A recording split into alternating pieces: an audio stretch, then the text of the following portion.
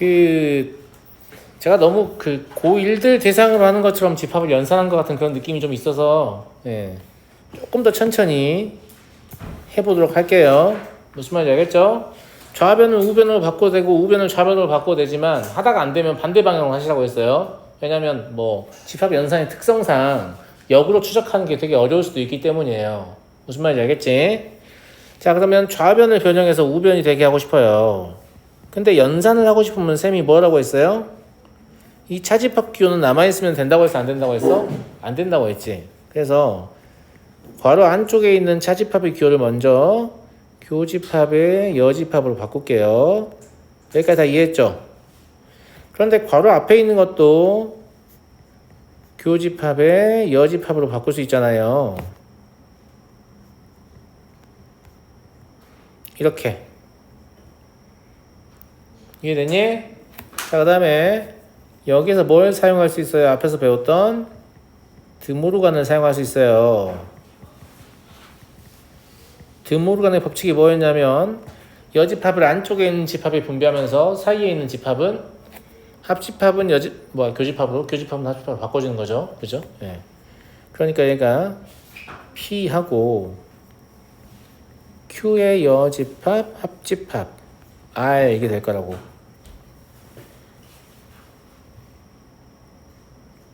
여기까지 이해하셨나요? 다 이해됐어요? 자, 그랬는데 괄호가 있고 어디 있어? 교집합 어디 갔어? 여기 교집합 있을 거 아니야. 그치? 네. 괄호가 있고 이렇게 교집합과 합집합이 지금 다르잖아요. 다르면 뭐 할 수 있다고 했어요? 분배. 다르면 뭐 할 수 있다고요? 분배요. 뭔 말인지 알죠? 분배 법칙을 사용할 수 있어요. 그럼 분배 법칙을 사용하면 P 교집합 Q의 여집합 이렇게 분배해서 이거 하나 할 수 있잖아요. 그 다음에 또 이렇게 분배해서 P 교집합 R을 할 수 있는 거 아니야. 이 둘이 가운데 예인 합집합으로 연결하는 거예요. 여러분들 그 사칙연산에서 분배하는 거하고 요령이 똑같습니다. 무슨 말인지 알겠죠? 자, 그래놓고 보니까 문제를 다 푼 거죠. 왜냐면 얘만 뭘로 바꾸면 다시 차집합으로 바꾸면 우변이 되거든요. 그 우변을 보면서 연산을 해야 돼. 우변 안 보면서 하면 안 돼요. 알겠죠? 예. 네. 최종적으로 이렇게 되겠다라는 얘기예요. 이해되냐, 다들? 이해돼? 예. 두 번째 것도 한번 더 해볼게. 자, 여기서도 좌변을 변형해서 우변을 바꿀 거예요. 좌변을 변형하려고 보니까 뭐가 눈에 띄어요 또? 차집합이 눈에 띄죠? 연산을 해야 되는 거니까. 여기를 교집합. 그리고 이렇게 바꿀 수 있잖아요. 여기까지 이해했나요? 여기까지 이해했어요? 네. 그런데 여기서는 그 괄호를 사이에 두고 얘랑 얘가 지금 집합이 서로 다르잖아. 그치? 그래서 얘를 하나의 집합으로 봐주면 좋다고 했어. 무슨 말인지 알겠지? 그러면 이렇게 분배하고 이렇게 분배할 수 있잖아. 실제 분배되는 건 교집합이에요. 무슨 말인지 알겠죠? 그 사이를 합집합으로 연결하는 거야.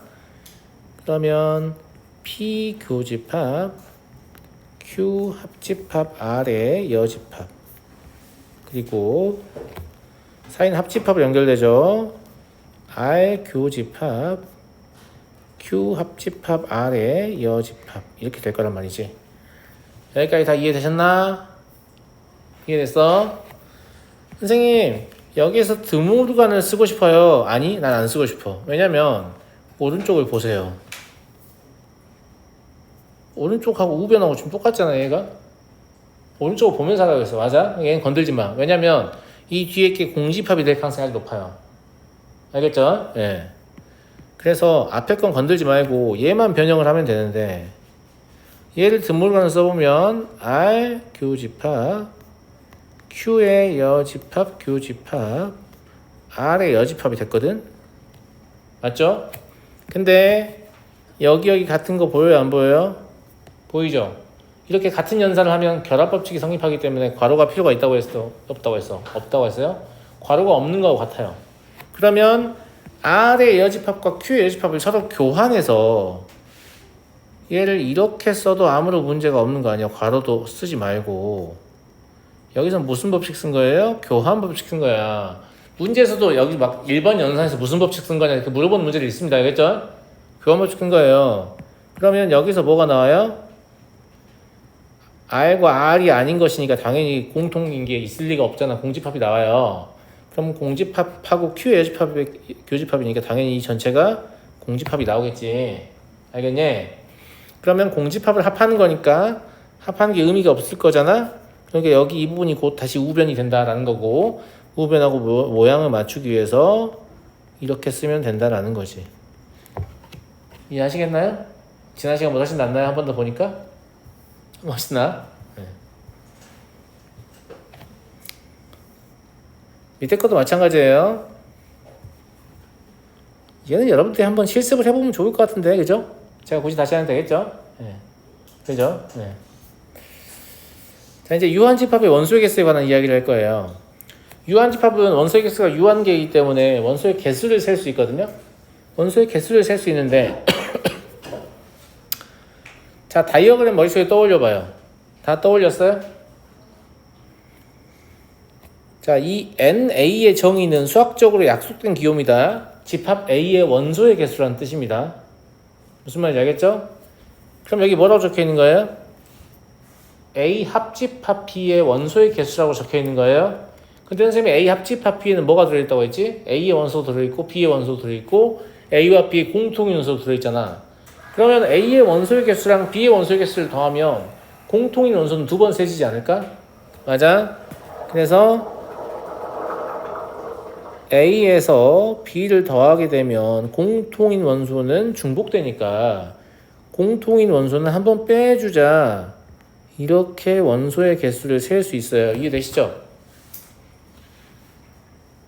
이해돼 안 돼요? 이해되죠? 예. 이해가 안 되는 친구들은 이렇게 그림 그려서 이해하시면 되죠. 뭐 어려울 게 있겠어요?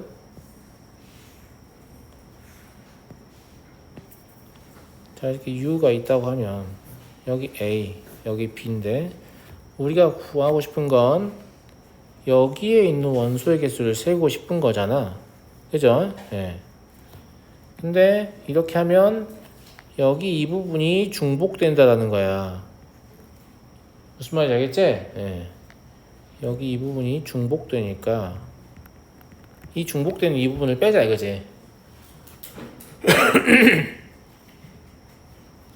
이해하겠죠? 자, 그럼 세 개짜리 어떻게 하냐? 세 개짜리도 그림이 있어야 좋겠잖아요? 오히려 세 개짜리는 진짜 그림이 있어야 좀 이해가 편할 거예요. 그림이 없으면 더 이해가 힘들 거야. 뭔 말인지 알겠냐, 가들?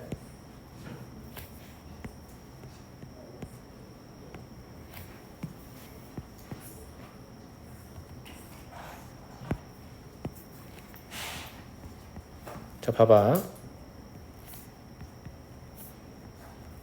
잘 보라고.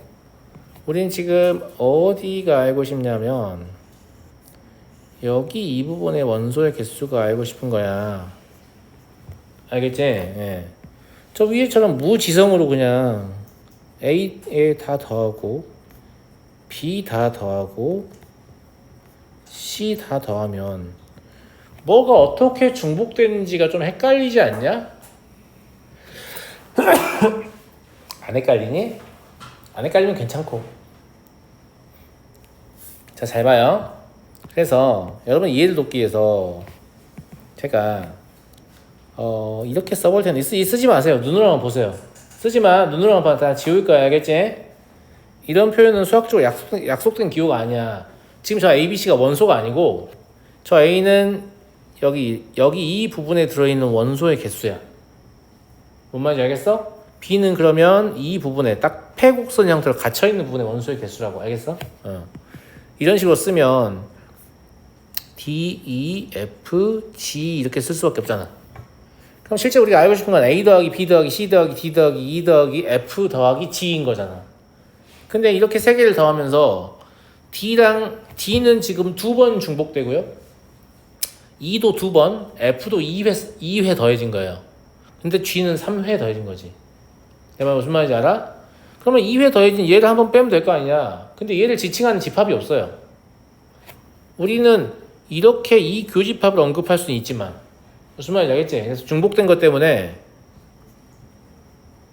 A 교집합 B를 한번 빼면 일단 얘가 2회 중복된 게 해결되겠지. 그치? 그 다음에 B 교집합 C 이것도 한번 빼면 얘가 2번 중복된 게 해결되겠지. 그리고 C랑 A의 교집합을 한번 빼면 또 얘가 2번 중복된 게 해결될 거 아니야. 맞아? 근데 문제는 뭐냐면 그럼 얘가 몇 번 빠져버려요? 3번 빠져버리잖아. 원래 3번 중복됐었는데 3번 빠져버린 거지. 그러면 한 번도 안 생게 돼요. 그래서 이제 와서 갑자기 이걸 더하게 된단 말이야. 여기까지 이해하시겠어요? 네. 그래서 실제로 우리가 원하는 건 여기 이 부분에 있는 원소의 개수를 세는 거였긴 한데, 그죠? 예. 설명을 좀 용이하게 하기 위해서 제가 이렇게 각 섹터별로 원소의 개수를 문자로 쓴 건데, 이거 눈여겨보시다가 문제 푸는데 활용하시면 나쁘진 않거든요. 근데 수학적으로 약속된 건 아니기 때문에 서술형 답안 같은 데 쓰시면 안 된다는 거. 알았니? 자, 근데 문제는 4개짜리가 있네? 4개짜리가 있어. 여러분들 4개짜리 다이어그램 어떻게 그려야 될까요? 3차원이에요? 누가 3차원이래? 아, 그래요? 그럼 이건 2차원이니까 이건 1차원인가요? 4개짜리 어떻게 그려야 될까요? 이렇게 그리면 될까요? 안 될 것 같아. 안 돼요. 왜 안 되지?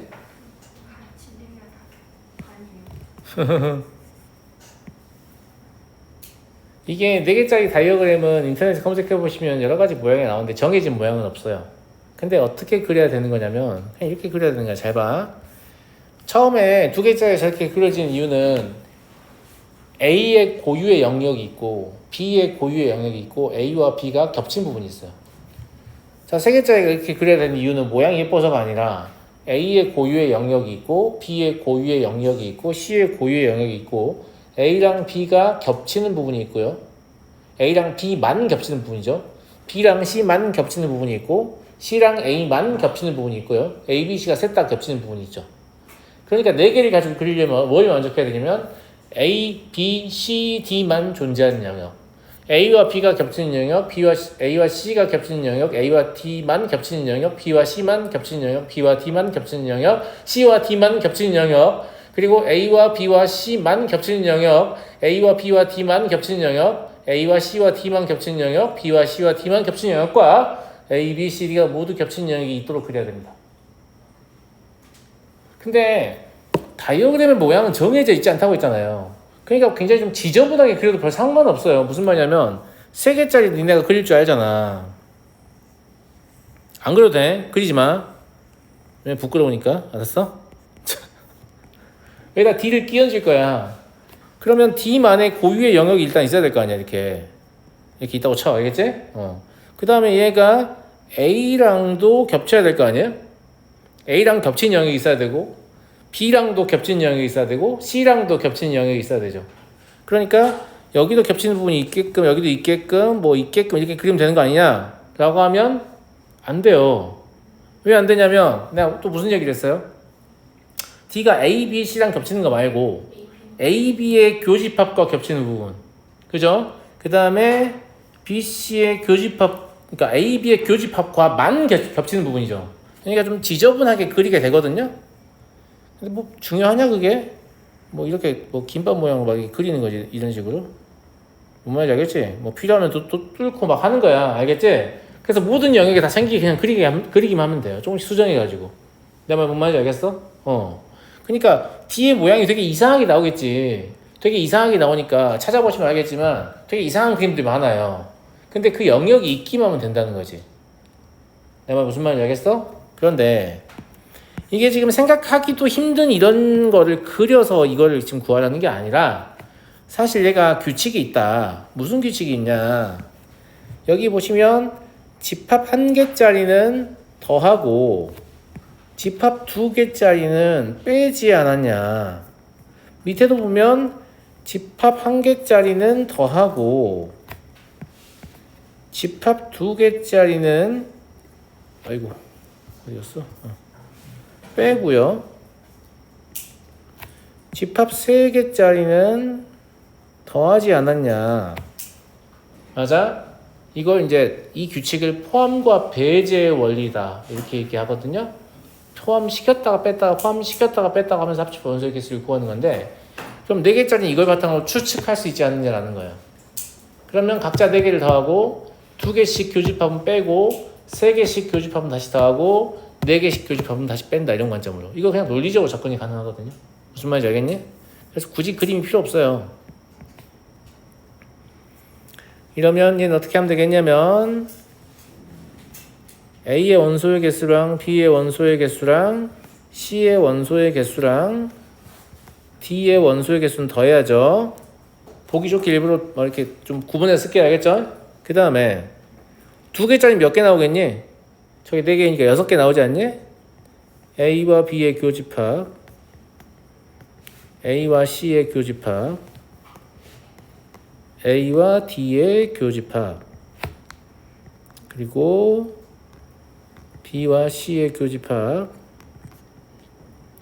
B와 D의 교집합, C와 D의 교집합. 이렇게 총 6개를 빼셔야 되고요. 그 다음에 3개짜리는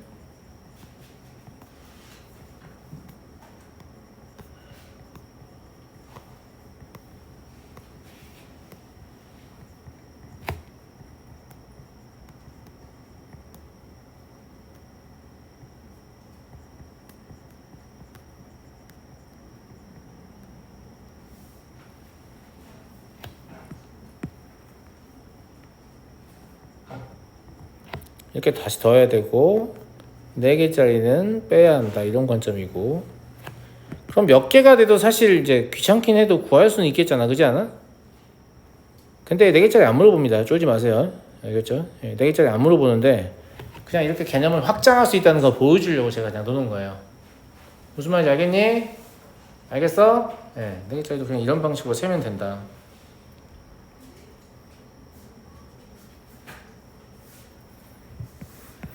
해석도 마찬가지죠. 이 하나짜리들은 더하고 있고요. 2개짜리들은 빼고 있고, 다시 3개짜리들은 더하고 있고 4개짜리들은 빼고 있다. 이런 관점에서 접근하시면 될 것 같고요. 충분히 이해되겠지, 아가들? 그치? 근데 진짜로 4개짜리 합집합의 원소의 개수를 구하라고 시키진 않는다는 거 알았니?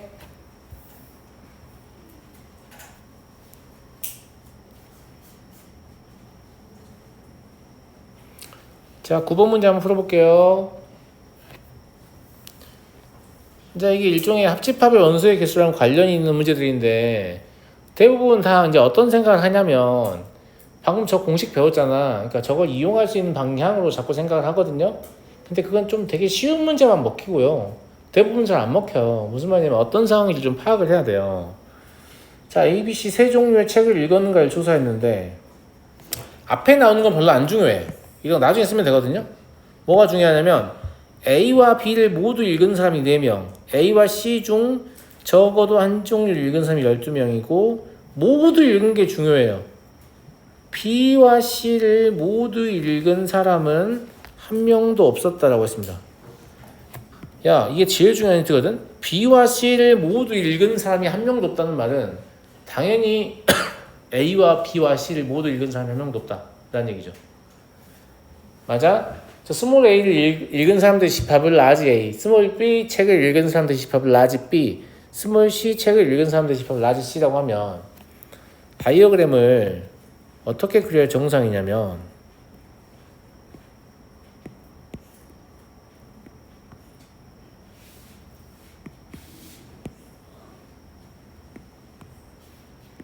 이렇게 그려야 정상이에요. 그지 않니 아가들? 근데 제가 학생이 못 풀겠어요 해서 옆에 가보면 하나같이 어떻게 그렸을 것 같습니까? 저 위에처럼 이렇게 그려놨어요. 왜요? 여기가 없는데? 왜 그리고 있는 거죠? 무슨 말인지 알겠죠? 예. 그 B와 C는 애당초에 겹치지 않는다고 했기 때문에 A랑은 겹칠 수도 있고 C랑은 겹칠 수도 있겠지. 그렇게 봐야 맞지 않을까? 자, 그 다음에 공식적인 어떤 수학 표현은 아니라고 했지만 실제로 제가 저기에다가 원소의 개수를 적는 짓을 하거든요. 그러니까 여러분도 그냥 하시면 돼요. 알겠죠? 설명의 편의를 위해서. 그러면 뭐가 보이냐면 A와 B를 모두 읽은 사람이 4명이니까 여기 4명이 들어가는 거죠. 원소 4가 들어간다는 뜻이 아니에요. 4명이라는 뜻입니다. 알겠죠? 근데 안 헷갈려. 솔직히 본인이 하다 보면 알겠지? 4명이 들어가고 또 누가 했을까? A와 C 중 적어도 한 종류를 읽은 사람이 12명이다. 이건 의미가 없고 B를 읽은 사람이 7명이다. 여기 3명이네.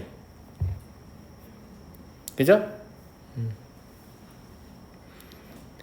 그 다음에 A와 C를 적어도 한 종류를 이 12명은요. 여기가 쓰지 말아야 일단 여기가 지금 12명 있어야 한다는 얘기잖아. 아니지. 8명 있어야 한다는 얘기잖아. 저희 4명 있으니까 8명. 예. 이 8명 가지고 쪼개는 거고 근데 A를 읽은 사람이 10명이다. 그럼 여기 두 개 겹쳐서 6명 있어야 한다는 얘기잖아. 이게 너무 헷갈려 선생님. 너무 헷갈리면 한 번에 하려고 하지 말고 여기를 그냥 A라고 하고 여기를 C라고 하고 B는 섞으면 헷갈리니까 여기를 그냥 D라고 하세요. 무슨 말인지 알겠죠? 이해되죠? 예. 자, 그러면 A를 읽은 사람이 10명이어야 되니까 A 더하기 D는 6이어야 돼요. 그죠? 예. C를 읽은 사람이 5명이니까 C 더하기 D는 얼마여야 돼요? 5여야 돼요. A와 B를 모두 읽은 사람 써먹었고 A와 C 중 적어도 한 종류를 읽은 사람이니까 A 더하기 C 더하기 D는 얼마여야 되냐면 8명이어야 돼요. 그러니까 어려우면 이렇게 그냥 연립방정식 풀어버려도 돼요. 별 상관없죠. 이해하겠니? 그럼 D가 3 나오네. 맞아요? A도 3 나오네. C는 2 나오고. 그럼 A, B, C 중 적어도 한 종류를 읽은 사람이란 말은 여기 있는 거 다 더하라는 얘기잖아. 그렇지 않니? 그럼 A, B, C 구할 필요도 없었네. 이래서 마지막에 물어보는 거를 확인하는 습관이 이렇게 중요합니다. A, B, C 중 적어도 한 종류를 읽은 사람의 수라는 것은 여기 있는 거 다 더하라는 얘기였잖아. 근데 어차피 이걸 더하면 8인 걸 알았잖아. 연립할 필요도 없었어요. 그쵸? 예. 따라서 사람 수는 3 더하기 4 더하기 8이잖아요. 답은 그냥 15네. 이것도 쌤이 지금 수업 중에 풀다 보니까 마지막에 문제에서 묻는 거 확인 안 해보고 그냥 해석하려고 하니까 굳이 A가 3이고 C가 2이고 D가 3이라는 걸 구하게 된 거잖아요. 물론 구해도 답은 나오죠. 근데 안 구해도 답을 낼 수 있었잖아. 그치? 그러니까 문제에서 묻는 걸 꼭 확인하라는 거. 알았니? 오케이. 이렇게 해서 집합 내용은 다 끝났죠?